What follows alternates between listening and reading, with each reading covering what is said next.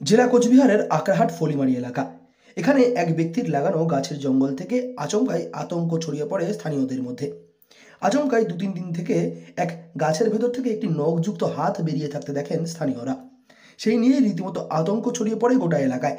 স্থানীয়দের মধ্যে বেশ কিছু মানুষ এই হাতকে ভূতের হাত কিংবা দানবের হাত বলেও মনে করতে শুরু করেন, এমনটাই জানানো হয়েছে। কবে থেকে দেখছেন আপনারা? পরশুদিন থেকে। পরশুদিন থেকে। আর কতটা আতঙ্কে রয়েছেন আপনারা? আতঙ্ক তো থাকবোই, বাচ্চা টাচ্চা আছে। আচ্ছা, কি মনে হচ্ছে কিসের হাত হতে পারে? ওইটাই তো জানতে পারছি না কিসের হাত। কেমন দেখতে হাতটা? কেমন দেখতে হাতটা? বানরের মতো। আচ্ছা, এই যে জায়গাটা, এই জায়গাটা এলাকাটার নাম কি? ফলিমারি। ফলিমারি, আকরাহাট ফলিমারি। এখানে মানে কবে থেকে দেখছেন এই সমস্যা? পরশুদিন থেকে। আবার অনেক মানুষ মনে করতে থাকেন গ্রামের এর থেকে কোনো বিপদ হতে পারে, তাই তো রীতিমতো পুজো অর্চনাও শুরু করেন গ্রামের বাসিন্দারা। তবে এরপরেই খবর পাঠানো হয় বন দফতরের কাছে। নদীর একেবারে পাশে থাকা এই জঙ্গলের মধ্যে বহু মানুষ কুল কিংবা ডালপালা কুড়োতে যান। হঠাৎ করেই সেই জঙ্গলের একটি গাছের মধ্যে এই নখযুক্ত হাত বেরিয়ে থাকতে দেখেন এক স্থানীয় বাসিন্দা। তারপরেই গোটা এলাকায় আতঙ্কের সঞ্চার। বর্তমান সময় স্থানীয় বাসিন্দাদের তৎপরতায় উদ্ধার করা হয়েছে সেখান থেকে একটি বন্যপ্রাণ। আমরা পঞ্চনাক বলছিল অনেকে, ঠিক আছে, যেটা পঞ্চনাক নাকি ওই ভেবে আমরা তো জিনিসটাকে বুঝতে পারিনি না এই জিনিসটা কি, ঠিক আছে, এটা ভেবে আমরা আজকে উপোস করেছিলাম যে কালকে পুজো দিব ওর নামে। এই বাগানটা কি পুরোটা বিক্রি হয়ে গেছে? হ্যাঁ, বিক্রি হয়ে গেছে, শুধু ওই গাছটা বাদে। ওই গাছটা বাদে? হ্যাঁ। কারণ এই কারণে এই গাছটা বিক্রি করেননি। আজকে কি দেখা গেল ভাই? এটা যখন সবাই বলতেছে গুই সাপ। গুই সাপ।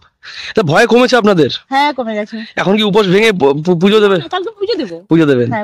হ্যাঁ, কিছু জিনিস দেখলে খবর দিয়ে নিয়ে এসে জিনিসটা যাচাই করাটা ঠিক আছে। এই ঘটনার খবর পেয়ে এলাকায় পৌঁছন বন দপ্তরের একটি দল এবং বন্যপ্রাণ উদ্ধারকারীরা।